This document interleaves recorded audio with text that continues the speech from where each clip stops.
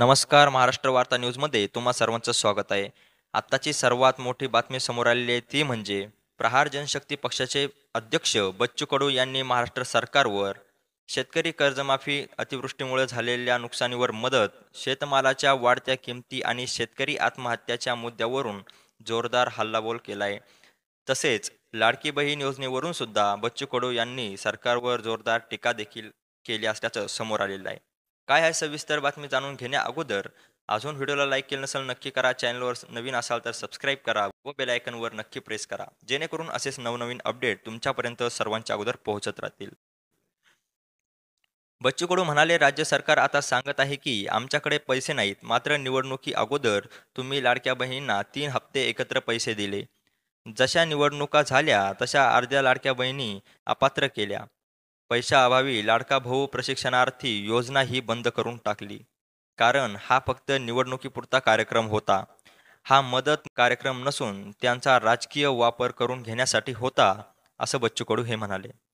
स्थानिक स्वराज्य संस्थाच्या निवडणुका होतील की नाही हे माहिती नाही, कारण प्रशासन ठेवून सगळा माल जमा करायचा आहे. नगरसेवक, जिल्हा परिषद सदस्य सगळे नियंत्रण एकाच ठिकाणाहून करायचे आहे. निवडणूक आयोग भाजपाच्या कार्यालयातून चालवा.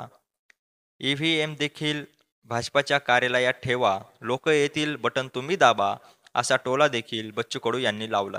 आता आम्हाला सांगता शेतकऱ्यांची कर्जमाफी करण्यासाठी पैसे नाहीत. देशातील 200 उद्योगपतींचे तुम्ही 18 ते 24 लाख कोटी रुपयाचे कर्ज माफ केले. शेतकऱ्याचे 30 ते 40 हजार कोटी रुपयाचे कर्ज माफ करायला तुम्हाला काय हरकत आहे, असं देखील ते म्हणाले.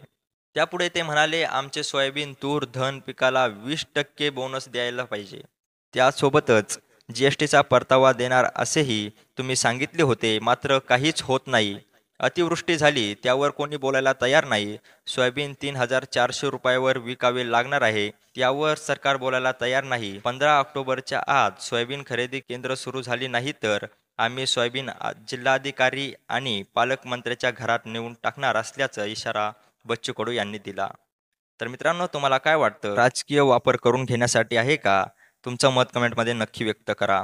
व अजून व्हिडिओला लाईक केलं नसेल नक्की करा. चॅनलला सबस्क्राईब करा, बेल आयकॉनवरती प्रेस करा, जेणेकरून अशाच नवनवीन अपडेट तुमच्यापर्यंत सर्वांच्या अगोदर पोहोचत राहतील.